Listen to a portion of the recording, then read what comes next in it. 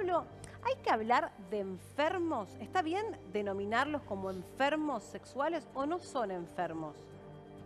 Es importante esta pregunta, Melina. Primer cuestión es que hay que diferenciar lo que es un pederasta de un pedófilo. El pederasta es el que efectivamente comete el abuso sexual infantil.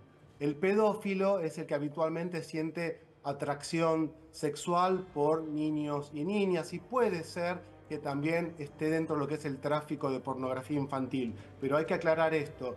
El que comete finalmente el acto de abuso sexual o violación, ¿sí? Es el pederasta. Ok. Con respecto a la pregunta de enfermedad, para ser claros, en psicoanálisis se habla de tres estructuras de personalidad. Lo que habitualmente se llama la normalidad, que es la neurosis. Después tenemos la psicosis, que tiene que ver con las locuras.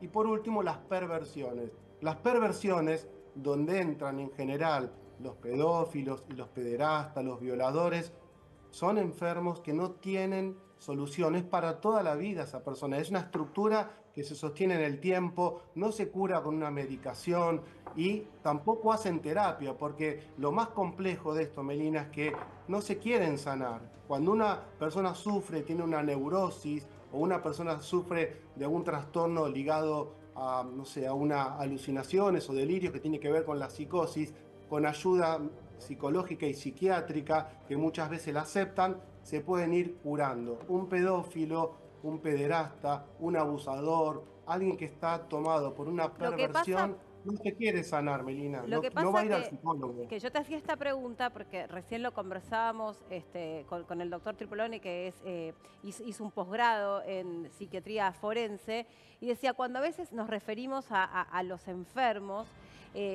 dentro de esa descripción estamos incluyendo cierta empatía.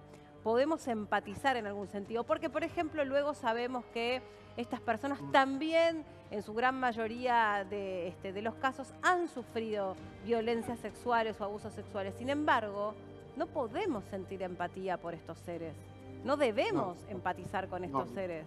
no, por supuesto, porque aparte cuando hablamos de enfermedad, todos nos podemos enfermar a niveles físicos o psicoemocionales, pero cuando tenemos alguien que es un perverso y que es un pederasta y que ha abusado sexualmente de un niño o una niña, no hay empatía, hay rechazo, ¿no? Porque tiene que ver con algo que nos horroriza, que es el disfrute con el maltrato y el abuso de un niño o Bueno, una niña, así Ahora, que es inconcebible, ¿no? ahora, Germán Kizka y su hermano no deben ser los únicos en Argentina que hagan esto, ¿no? Sería bueno preguntarte, Pablo, con respecto a qué recaudo tenemos que tomar los padres para que nuestros hijos no caigan en esto. Sí, por mm, eso es tan importante, ¿sí? La educación sexual infantil, primero en casa, ¿no? Es importante la pregunta es importante porque en las casas está Sí, faltando diálogo y cada uno está dentro de su burbuja, claro. entonces hay que hablar, por supuesto que cuando tienen un año, dos, tres años es muy difícil, pero hay que explicar por lo menos que el cuerpo es algo privado, que nadie tiene que tocar el cuerpo, que nadie tiene que observar ese cuerpo desnudo, ir explicándolo incluso con juegos. Yo siempre le recomiendo a las mamás y a los papás porque el lenguaje más accesible para las niñas y los niños son los dibujos, los juegos, los muñequitos, las y muñequitas. Entonces, explicaciones lúdicas que van a ayudar a que si les pasa algo, puedan comprenderlo desde su Pero, capacidad. Pablo, lo Y que pasa después, que perdón. en la gran mayoría de los casos, perdón, Ger, que quiero decir esto solamente, discúlpame que justo nos Sí, sí. pisamos. En la gran mayoría de los casos,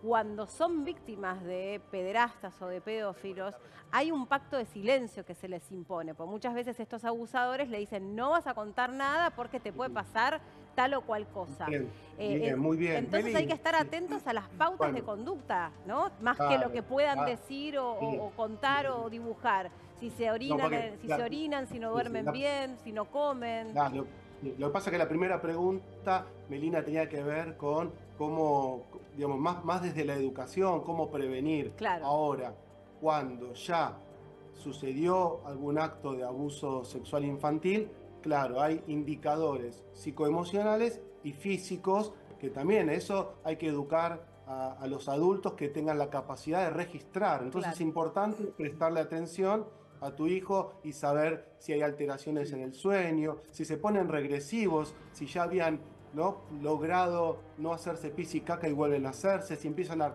tartamudear, si les pican las zonas sexuales, ¿no? Si hay un montón de indicadores y alteraciones en el sueño y en la alimentación. Siempre un niño o una niña víctima de un abuso sexual lo va a expresar de alguna manera. Por supuesto, tiene que haber algún adulto capaz de registrar eso.